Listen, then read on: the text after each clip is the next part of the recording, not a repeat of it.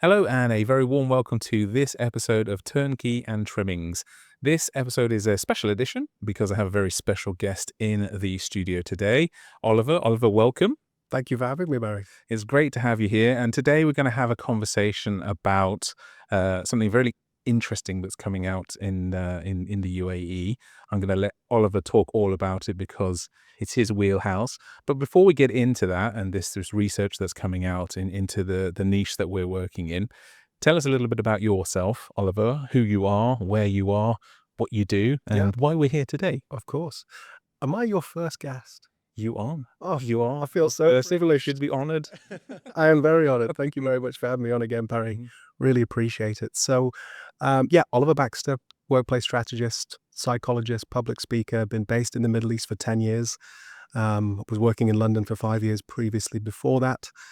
Started my own business, Workplace Maven. This is my third year now, so I've been going through the roller coaster ride of emotions that I know you're all too familiar with. It's a ride, that we're all on. Yeah. Fun and not so fun sometimes. Yeah, starting your own businesses and then, it's all about relationships, partnerships, collaboration, and I kind of figured that out quite early on, especially as, I'm the only individual in my business. It was about leveraging the relationships that I'd cultivated over the decade that I've been in this market. And, when David reached out and was interested in collaborating, I was, super excited, over the moon, of course. I've been following what you guys have been doing, and, there's nothing like it in the market in terms of your portal, the access to the contractors that you've got, and the quality assurance, I think for me is the big one, because that also ebbs and flows, right? Sometimes you deliver a project, and I'm not talking about you, but some contractors, and then in the next 5 years, when that client wants to revisit that contractor that they use because they had a great experience, things might have changed, quality might have slipped, management could have shifted, and I think that's what's really great about what it is that you do, is making sure that doesn't slip from the contractors that you have access to. And it's very kind of you to say, and it's what we try to do here, but it's also one of the reasons why, we reached out to work alongside you, because you're one of the only, not one of the only, you're the only person doing what you're doing from the workplace strategy side of things in the region, and have that ability to speak knowledgeably about it, but also have the regional experience of how this all works. And that, if you think about what Contractors.Direct tries to do, it is to sell that peace of mind that, if you're going to come and do a restoration or a renovation or a fit out project, whether it's your corporate headquarters or whether it's your villa or your apartment, that the contractors doing that job are capable and have a track record of doing those things. And then when it comes to those organizations that are looking at potentially, putting their regional headquarters here in the Middle East, picking Dubai or the UAE as their location, also being able to look at the full picture. We work at the moment with the contractor, adding matching process. We have the project management side of things, but there's so much more around it. And it was almost that no-brainer once we knew that you were doing what you were doing, saying, well, can you come and help us with that? And on that note, can you tell us a bit more about that whole workplace strategy, the whole ethos behind it? Because it's the good prelude into what's coming out soon. Yeah, so when it comes to workplace strategy, it's similar in regard to project management, if you will. It kind of runs in tandem with it. Sometimes I'm appointed before a project manager's on the case. Sometimes project managers appoint me, or more often than not, it comes through the interior designers or directly from clients. So I help clients survey and sample their employees using behavioural science, using some of the best tools and techniques that are out there, run workshops, obviously leadership interviews, just trying to get an understanding of the DNA of that business and how it relates to their employee needs and requirements when it comes to the functionality of the space. And I emphasize that word because there is little focus on functionality, but maximum focus on aesthetics and beautification in this region in particular. Now, if we were in Europe or Asia or the States, as I say, you could throw a stone and you'd hit 20 people that do what I do. But here, I think it's probably to do with how hierarchical the region is. Quite often we don't want to open that Pandora's box of what do the employees think about our space? What do they think about our management structure? Is it working? Or are there some pain points and it's kind of inhibiting the way that we work? And so, I don't get involved in as many projects as the interior design community, but the ones that we do get involved in, the employees have a better outcome. Mm. And that's what my focus is as a psychologist, as a behavioral scientist. I care about the employees in that business and whether they have an environment that is conducive to support their performance and produce great creative and productive work. And do you think that that situation is because of where we are in, the UAE is a relatively young country, that the progress that's been made over the last 2 decades is unbelievable. But how much of an education piece is there needed for this, for organizations to really understand how valuable it is? Yeah, I mean, I've been here for a decade. I've been singing the same songs. I've been banging my head against the wall about employee outcomes. I'm still faced with the conversations on a daily basis of which is better, open plan or cellular office. And I'm like, please, can we just learn from our cousins in other regions of the world and just skip over the open plan debate because it's no longer relevant. It hasn't been for about 20 years. We've moved significantly beyond that with activity-based working, neighborhood planning, and so forth. So education is a big part of it. But I think the biggest constraints around workplace strategy is time and money, because it adds additional time at the beginning. It has a cost associated with it. But what I can tell you is that in terms of time, it will save you time during the design process. It will also prevent value engineering to a high degree, which is, as you're very well aware, engineering out all the value that the designers put into the process as they go through it, when costs get constrained towards the end. Because more often than not, we can save a lot of money on space, understanding how much real estate you'll need at the front end. So if you're deciding on which building or how much real estate you require, if we've got a good sound workplace strategy, we can figure out exactly how much space you need to consume. And in this region, we typically overconsume, and we're quite proud of it. Yeah. We'll have that kind of executive, penthouse floor just for one person who very rarely visits anyway. And then on the floors below it, you've got employees that are really struggle to having, heads down focused work or to take a phone call without disrupting their colleagues. So we need to kind of right size the real estate. We need to sweat the asset. I think there's plenty of opportunity to, consolidate real estate or make better use of it. And that's really what the game that I'm in. So I can save about 28% on furniture, at the beginning before we've even got into specification, just by right sizing that real estate. Which is a huge, huge saving straight off the bat. There's two things there. There's one, I remember us talking previously about one of the examples you gave for one of the projects, not in the region, but in the UK, I think it was, about saving an entire floor. And if you're able to talk about that, not naming names, but just in terms of how what you were doing helped them realize that they didn't need as many floors in the building as they thought they did. And then let's do that first. And then the second question was about the impact or the effect of culture, as in, and where we are in the world and how hierarchical businesses are set up here. How much does that play into this whole picture? We'll come back to that. But the first one was that example, because I think it's a really powerful example, because when you told me, I was like, wow, well, why isn't everybody doing this? Because that's a huge saving. Yeah, it is. And that's the recommendations from a strategic point of view. But then when it comes to the desired design that the C-suite or the key individuals that are charged with overseeing the project, that can all get thrown out of the window, and then emotions come in. Yeah. I did a project last year and there was more than enough real estate. And when I delivered my final strategy document, they said, which was explaining that there's more than enough real estate, they said, and don't worry, Ollie, we've also taken the 26th floor as well. And I was like, okay, but you didn't need to do that. I wish you'd just spoken to me, because these were people who weren't involved in the strategy that we were currently doing. So, that all got thrown up in the air. But yeah, with COVID, with hybrid, with remote working, there's plenty of opportunities to, to examine our real estate and see how much we're consuming and to what degree. Can we free up some of that space? Can we sublease it? Can we, convert it into an experience for our visitors to come and kind of have that connection with us? So some of my clients want to have that kind of merging between back of house and front of house. Yeah. So when their employees come in, this is a workable space as well. So they're kind of converting it into almost like a co-working front of house space where any of their employees can have access to it. It's working particularly well in banking in Australia and has been done for a number of years. And I think There's so much that we can learn from other regions, because we are a little bit behind in this market, but there's no reason that we can't leapfrog ahead by generating more research in the region and learning from our cousins and peers and friends in other markets. Yeah, absolutely. And I think that's where it's really important, and very nice segue into this idea of research and, Yeah. and perhaps how the research will help with the education piece for understanding in this region why it's so important and how much can be saved at the end of the day, and how valuable, I think this is something that often gets overlooked here, is that how valuable our human resource actually is, and that by taking care of them at the beginning of this process of fitting out your office and thinking about them and taking them into consideration, what that means in the long run for you and your business.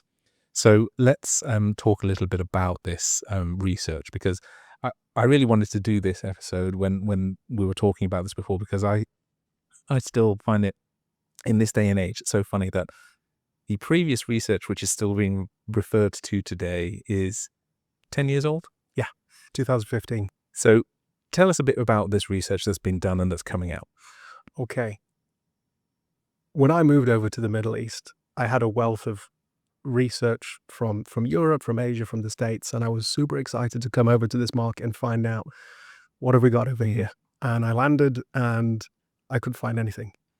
And then I spoke to a friend of mine, Toby Hall, who's at Savills. He was at JLL at the time. He's moved to the UK. He's come back because he realized times are tough over there. And he told me about a researcher called Professor Nick Nunnington, who did some research back in 2015. He examined 665 respondents from across the GCC to look at their current working preferences. And he did it by gender, he did it by age, he did it by region, obviously. And so we could see the difference in the demographics of what people's preferences were. And that was the first piece of research I came across. And I was like, great, we found one, there's got to be more. There wasn't any more until 2021, and Gensler produced some research, slightly larger sample size, and they produced another piece of research the year after. But this was part of a global endeavor that they were engaged in, and the Middle East kind of factored into that. And so I had the pleasure of interviewing one of the Gensler employees on my podcast about that research, and it was some really good stuff. But there was one point in the research that I just couldn't wrap my head around, where it highlighted that the Middle East had the best performing offices in the world. And having been here for a decade, I can confirm from the offices that I've witnessed and worked on, That couldn't be true. it couldn't be true. So I'm looking at the data, and it's because they asked the question, how much do you like your office? And office is a broad term for the whole facility. But when you think about your office and you're in your own private office, which we have more of a predominance to hand out, willy-nilly in this market, people are quite happy having their own little offices, but that does not make conducive for productive work. Communications deteriorated if you've got physical barriers behind you, so that was a little bit of an issue I had with that research. But Nick's research in 2015 was highlighting that even back then, activity-based working was the preference across the majority of the employees there. So the term's not new to the region, it's a decade old, but I'm just not seeing it still being implemented. I'm still seeing this predominance for, sea of rectilinear clusters of 6 or 8 workstations, private offices for the bosses, these long war rooms that just haven't evolved in 50 years. Physically, they look very different, like in terms of the aesthetics, but functionality-wise, it's still pretty much the same. Now, we might have added more booths. Booths have, gained tremendous popularity during COVID, be them, clusters of 4 for private meetings, or the individual phone booths. They've kind of skyrocketed in terms of their acceptance and prevalence on floor plates. So we've added a couple more settings, but there's so much more that we could do. And it's that variety that employees need today. And so that's why we're really excited to be engaged with Professor Nick again. And we're going to do another research across the Middle East. Only this time, the sample size is going to be significantly larger. We have some fantastic partners on board. We have Woods Bagot, who's an architectural firm.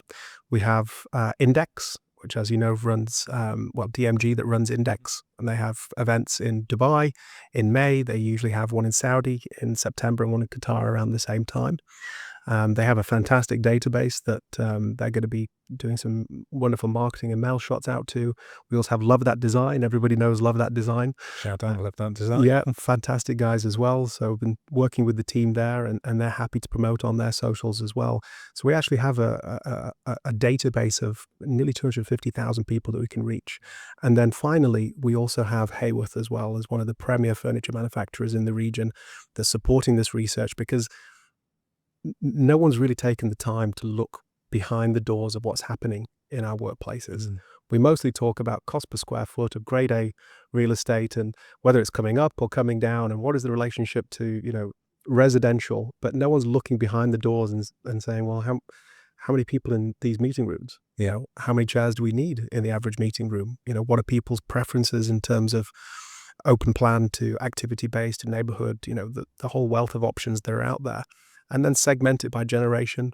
What's really cool is the tool that we're using is a tool that Professor Nick helped to create. I'm one of the partners that leverages this in my practice, and it's called Workplaced. And anyone can complete this tool completely free of charge, by the way. So if you go to www.workplace.com, you can complete the employee assessment tool yourself and get a good understanding of your working profile and preferences. More importantly, your hybrid preferences, because this is the question that everyone's struggling to answer. How can we design for hybrid when we don't know how many people are going to come in? So it ascertains your current hybrid profile and what your preferred is. And then it's the business decision on which one they want to lean into. It also ascertains personality. So we can determine what your personality characteristics are from OCEAN, the big five: openness, conscientiousness, extroversion, agreeableness, and neuroticism. And all of that plays into how we'd want to shape our workplaces in the future as well. So with all this data, we're going to have some real great granular, rather than the macro stuff that we see from Savills and JLL and Knight Frank, we're going to have some micro data about what's actually happening behind the doors of our offices. And I couldn't be more excited. I've been craving this for a decade, and now finally I've been able to work on this wonderful research project with Nick, our fantastic partners, and the Workplace team. Fantastic. I mean, it's really exciting to hear that it's coming and to see what it says. Because my question, I suppose, next is around, it's now up to date. There's going to be a larger sample size. It should be quite insightful into what is happening and what can be done in the region. How well do you think it will be received in terms of the original research that was done sort of 10 years ago? It's there, it's accessible, but it hasn't been actioned, if you like. Do you see that being different now? I do. For one fundamental reason is that there is more attention from the government currently at the moment around mental health in particular, and then also around hybrid work. But I caveat that as the only reason why they're focused on hybrid work is to resolve the Dubai traffic issues. Yep. And you might be listening to this in the car while you're stuck in traffic. If so, I apologize. Hopefully this research should be able to alleviate some of those. Because when it comes to traffic, your options are, build more roads. That's going to take time. Maybe it's the shared economy, and we start to turn on some of these driverless facilities in Teslas and other autonomous vehicles, and maybe we share a car and that reduces traffic. Or the third and easiest to initiate is a staggered start time and more hybrid working policies, and that's what the RTA suggested, and the government encouraged as of November last year that all businesses in the private sector should consider and are encouraged to offer employees 5 remote days a month and have a staggered start time by 2 hours. And if they do that, the RTA have hypothesized that it will ease congestion in Dubai alone by 30%. Wow. That's huge. It is huge. That, again, having sat in numerous Dubai traffic jams, that would make a massive difference to everybody's life. Well, you have a rather large commute yourself. I do, yeah. Yeah. And I avoid the traffic by leaving at ridiculous times, and it works from that side of things. I'd rather not, if I didn't have to, and knowing that if we can do something about it, then that would make a huge difference. But I guess that also leads into the wider picture of we would also need things like schools to adopt these times so that working parents can drop off at these certain times and take advantage of this. So there's a big change that needs to happen. And I'm very interested to see how quickly we can adopt this. And knowing how things work here, it'll either fly, Yeah. or it will just be stagnant for a long time, and then somebody will have to pick it up. I hope it's the former, where we really shift forwards. Well, we Because- need more research, yeah, essentially, and that's what we're going to get from the workplace tool.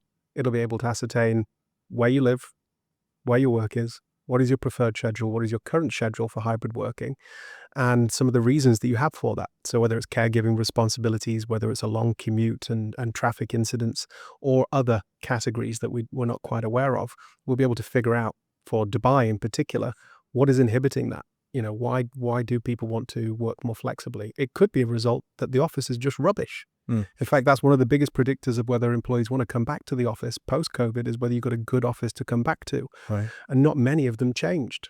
Yet at home, we went through a great deal of change. We spend around $600 on average gearing our homework setup, whether it was technology or ergonomic tools like a great chair or a workstation. Standing desks. Exactly, standing desks. And then the office never went through that same degree of change for most employees. So it stands to reason that people prefer that working at home for some of the time. They don't want to work at home all the time, by the way. They just want that flexibility. And that's the big key that I think is going to be highlighted in the research, is what are some of the concerns around working in the office and some of those issues around commute. And then hopefully the government can maybe take some of this stuff on board and start to use that as part of their strategy. And this research is going to be freely available to everyone. It's not going to be behind in a locked cabinet anywhere. We want to externalize this as far and as wide as possible. And every single person that responds will get that detailed passport of how they prefer to work, which they can also send up to their boss and management and go, actually, complete this really cool tool. I've been part of this great research for the region, and this is the way that it's ascertained that I should be working, essentially. Interesting. So, I mean, having said that, then really we just need everybody to go and use the tool. That's the call to action from this. Go and check it out on workplace.com. We're going to be building it in also to the Contractors.Direct platform, because I think the more people that actively take part in this, the faster the learning, the more information data we have, the better the results that can be extrapolated from that. Yes. To really help, I suppose, businesses start listening. And this is something that I wanted to touch on briefly with this. Do you think that the research will help businesses on the whole understand that the relative expense at the front end of doing this in terms of time and money is well worth it on the back end? Will it help business to understand that? Because as you said at the beginning, those tend to be the two reasons why people aren't doing this. They're like, oh no, I know what my company needs. I know what my people want. Just do this. It meets this criteria, i.e. I can be in by September. It's only going to cost me 1.5 million. Yeah. That's it. Will it help with that? Absolutely. And it's going to help because of our collaboration together. So as I explained, I'm cost negative. Like a good project manager is cost negative. Whatever they cost, they're saving you money by making sure everything's done on time and you're getting the right resources at the appropriate pricing. Same for me. I'm cost negative on a project. But then there comes the all-important factor of time. And for those smaller to medium-sized projects, they might just go, oh, it's okay. We'll just work with the designer and we'll skirt over the strategy. I think I've got a good handle on what my employees require. I can tell you from working with hundreds of companies over the years, there's a big gap between what senior leaders understand and what the rest of their subordinates appreciate when it comes to workplace. So one of the first things that we're putting on Contractors.Direct is 3 free resources with Workplace that any organization just can access, and they can get a good understanding for what their employees require. Now, they're not obviously as comprehensive as the full suite of services that Workplace offer, but it's a good starting place. And so that they can, send surveys out, they can complete things themselves, they can start to hypothesize about their employees' personas and profiles, and then, that will kick out some good data that they can start to actualize or take to an interior designer and actually have more of an informed brief, even with these 3 free resources. So I'm excited to see that the traffic that will head to the page on Contractors.Direct around the Workplace tool and those resources, because essentially we've handled those 2 big sticking points. The time is taken out of the equation and the cost is taken out of the equation there. Yeah, it becomes a no-brainer. Why wouldn't you want to have the most effective office that you could have? I think especially when it comes, you touched on this before, when it comes to well-being and this whole idea of mental health and mental health awareness, and being able to really understand. And I think it may be not difficult sell, but, unfortunately, sometimes on the ground here, human resource is not valued. And so the well-being of that resource is not top of the priority list for some organizations, which again, it's in this, I've been here for 20 years and I've seen this change, but it's still sometimes you think, even with all of this evidence to suggest that, you look after your employees, you will get more out of them. They will be more loyal. They'll be happier coming to work. The happier they are, the more they're going to do, the more productive they are, the more you generate as a business. It all makes sense. And, Yeah.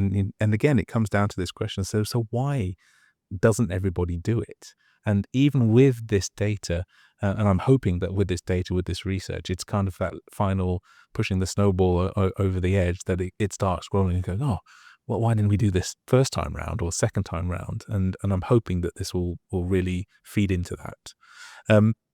When it comes to the research itself, obviously it's coming out very soon, and I'm stealing this directly from the Diary of a CEO in terms of what haven't we talked about yet that we should be talking about when it comes to workplace strategy, when it comes to this insight from the research. What is it that we haven't talked about?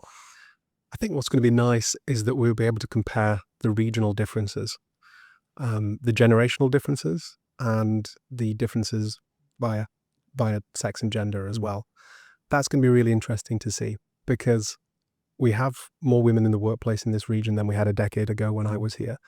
I think they've had a lot of control in their environment, especially like when I go to Saudi, some of those sections are still segregated, Right.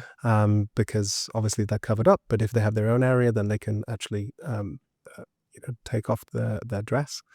And so in those areas where women have complete control, I find them to be the most beautiful spaces in the office, because they have a degree of creative control. So there's lots of greenery and vegetation in there, and lots of color, and they do lots of personal branding of themselves, but also for their departments and showing achievements and those sorts of things. And then I come out to the gentleman's spaces, and they're really quite uninspiring. And so the walls are coming down, and I'd love to see the effect that that's having as the merging of the two sexes in floor plans, especially in Saudi. So it's going to be interesting to look at really those geographical differences and people's approach to accomplishing work. Yeah, no, I think so. I think it would be really interesting to see that, and the way things have changed over the last decade, from the sexes, just from how, my dad's background has been in the education sector, and just seeing how the girls are far surpassing the guys in terms of wanting to do better, how they do things, and just this eagerness to make a difference and make an impact. And I think we can all probably, especially from a male perspective, realize that sometimes, not sometimes, a lot of the time, the female perspective and the way of doing it, especially when it comes to well-being and looking after yourself, they're way better at it than we are. And, sometimes we'll look at a space and go, well, there's a desk, there's a chair, I can plug in, done. I can get on with what I need to get on, not realizing the impact that all of these other things are having on us in terms of our ability to be productive. And we just, we'll just get on with it. Whereas we don't have to. Yeah. That there's going to be this evidence to suggest, you know what, it doesn't have to be a horrible experience. You don't have to, rough it. There's ways and things that can be done to really make the environment that you work in an attractive one, and perhaps from a male perspective, we don't even realize it, just how much of an impact it can have on us, and how much more productive we can be, Yeah. if we're just open to it. And that's the thing. I speak to clients all the time, and they're saying, well, business is booming, we're doing really rather well. And my retort is always, imagine how well it could be going if your office was conducive for performance. So just because you're in a inhibiting office doesn't mean that the business is underperforming. Workplace plays a role in the performance of an organization, but management plays a significantly larger role. So you could be in your most idyllic office environment, but if your management is out of whack and the employees are having a bad experience that way around, that's where the issues can arise. And that's why I think there's a lot of focus on mental health and well-being, especially in this part of the world. There's some great data from Gallup showing that we're just starting to slip by a couple of percentage points. Obviously, during COVID, mental health went down across the board. But yeah, we're just starting to slip in terms of some of those key metrics around mental health. And so, yeah, management plays the largest part of that puzzle, but workplace is that kind of unconscious experience. You can tell if your boss is having a bad day that day, but you might not be consciously aware of how your environment is influencing you as you consume it, as you walk through different settings and have access to them. So as an example, if all you've got to accomplish work is a desk and a chair, that's a bit of a problem. You need significantly more than that. We needed it pre-COVID, and we definitely need it post-COVID. And sometimes that means that we have to share desks, and that we can then have access to other areas that we need to accomplish work as well, such as like the cafeteria space. Yeah. Because if you look at where people want to work, when they're not in an office, they're always in cafes. Yeah. That's where people descend naturally, organically, and is one of the most conducive spaces for work and performance. Even though it's not a quiet space, it's buzzy, it's connected, it's serving that very real human need to be together with other people. But you're also not with a team of people that who are going to tap you on the shoulder. So I like to say alone together is what a coffee shop represents. And you still get that vibrance and buzz. Yeah. And I think, echoing that and replicating it so that we can take advantage of it in the office space. Because I think it's always fascinating. My background is from marketing, performance marketing. It's all about data and having numbers to show you this is what's working, this is not working. You make a decision for the business based on that. And I'm hoping that this kind of research and more of it will make businesses start looking at that data and going, okay, well, we're so focused on performance marketing metrics. Why are we not doing the same and applying the same to how we fit out our office and how that influences the performance metrics that we're generating leads, how our salespeople are doing, whether they're converting well? Well, that plays directly across into how are they feeling in their environment. And hoping that the more data there is around this, the less the conversation is like, oh, no, it's just a little bit woo-woo out there. Don't worry about it. We'll get to that eventually. So actually, this should be front and center and paid attention to. So I, for one, am very excited for this to come out. We'll be doing a little bit more information around this and putting things together. We'll almost certainly be having another conversation, Oliver, around this. And I really appreciate your time joining me in the studio today. Thank you so much, Barry. Can I say just one last thing? Absolutely. We need your involvement to help get this research off the ground. We have a great database, but we're after the ones and twos. We'd love to have you as part of our research, and our data set is completely anonymous. Your data will not be shared with your boss or line manager. It's completely for you, and it's input by you. So you'll get a great, what we would call a personal passport of your working preferences and profile. You'll also get to understand a little bit about your personality profile if you've not completed any of those psychometrics. And you'll be able to take that away, digest it, learn a little bit about yourself. And maybe if you wanted to, you could send that higher up the chain to your manager so that they know how you best work. But none of this is going to get off the ground without your involvement. So please go to workplace.com, complete the survey. It would mean so much to me, it means so much to Barry and the whole region, because I think we've got some ways to go, but we're nearly there. Thank you very much. Thanks again, Oliver. Thank you everyone for tuning in, and we look forward to seeing you on the next episode. Bye for now.